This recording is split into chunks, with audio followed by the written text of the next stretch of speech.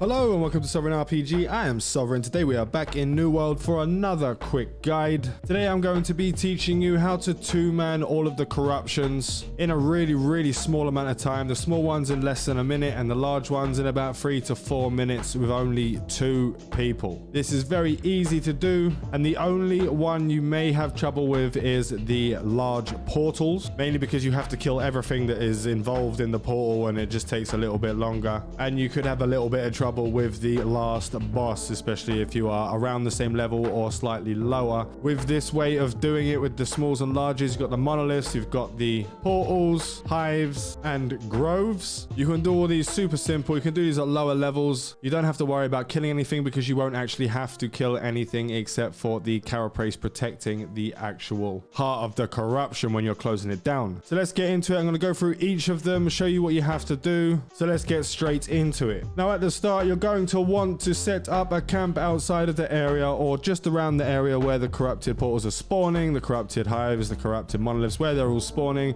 Just build up a camp there, and you only have to build up one.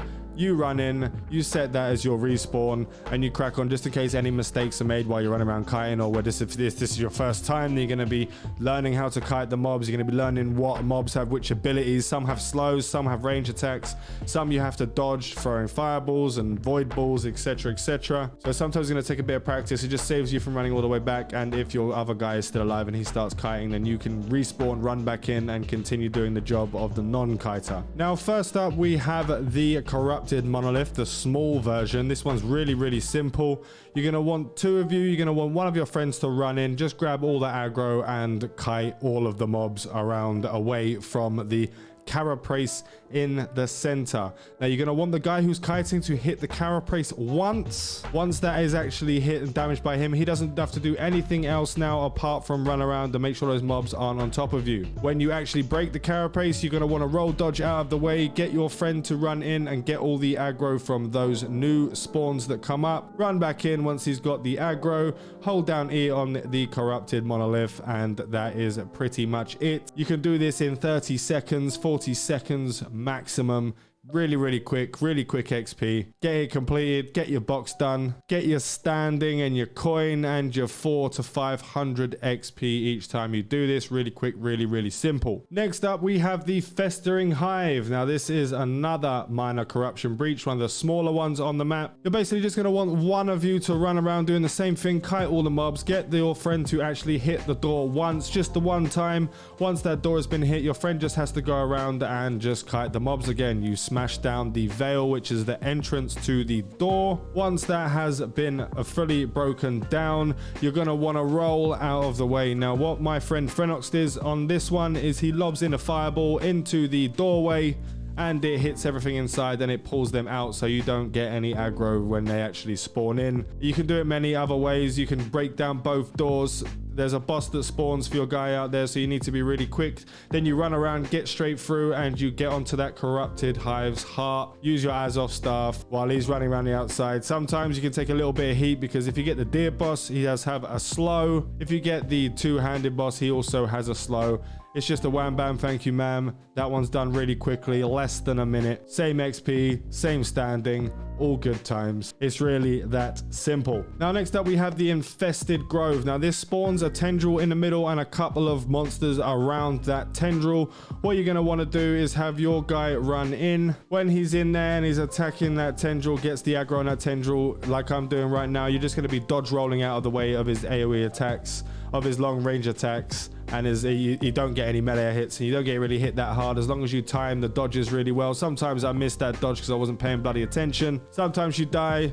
If you die, just have your campsite built outside of the actual zone, because sometimes this guy does just hit you even if you dodge roll. So sometimes you're going to take the hits and sometimes you are going to die. You just respawn in the camp just outside of it, run back in. Your friend's going to have the aggro, and while you are taking the long range hits, your guy will run in once you've killed all the little mobs around him, and you'll just beat the shit out of the tendril until it is gone. Now, if the guy at the front doing the melee damage takes the aggro, he goes out into the background. He starts doing the range stuff, dodging the actual range attacks of the tendril while you jump in and do your melee damage. Doesn't take too long at all, minute, 2 minute tops. And that's how you do this one. Once the tendril is dead, you just go in and you use the Azov staff on the heart at the end. Now, there's going to be another spawn right after you kill the tendril. Once that spawn comes out, you're going to want to dodge roll out of the way, get right out of the way, get your friend to get on the actual rank, like running in and getting the aggro of all of those guys and kiting them around while you jump in and you hit that heart. Next up, we have the minor corrupted portal. This is the small version of the portal. The large version of the portal,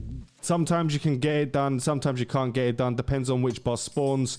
Or if you're way over leveled for the area, you'll have no problem doing the large one.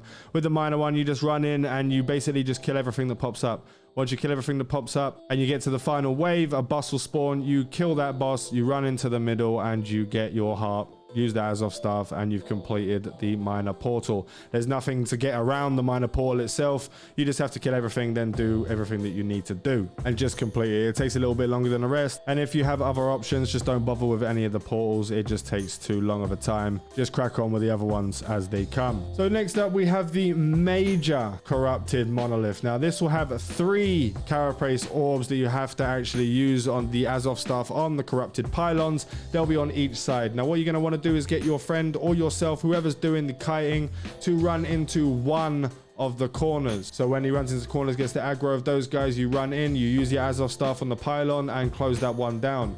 He then moves on to the next one, carrying all the mobs all the way around. Once he has got the next one, all the mobs out of the way, you can just run in and use the Azov stuff on the next corrupted pylon and so on and so forth. Sometimes this may require a reset, but don't go too far away from the actual corrupted area. You're going to want to have to actually be able to not reset it. Just reset the mobs so you can run back in. Your friend can then grab all the aggro. Once all 3 of the pylons are down, you're just going to run in. You're going to hit that carapace. You have to make sure that the guy kiting is able to hit that carapace at least once. Once he's hit it once, you don't have to worry about anything. Now, after you've actually killed the carapace, you're going to want to roll dodge out. You can see in the background that I didn't actually roll dodge out. I got stuck on a ball. There was all kinds of madness going on. Frenox actually ended up dying. Then I'll just run around and I'll kite all those guys until we actually get back to it. He's going to go and respawn, come running back in, and he's going to go and grab the actual heart of it and use the Azov staff on it. Just remember to try and not get caught in that last spawn when you break the carapace. You need to break it and get out quickly, and your friend needs to take the aggro.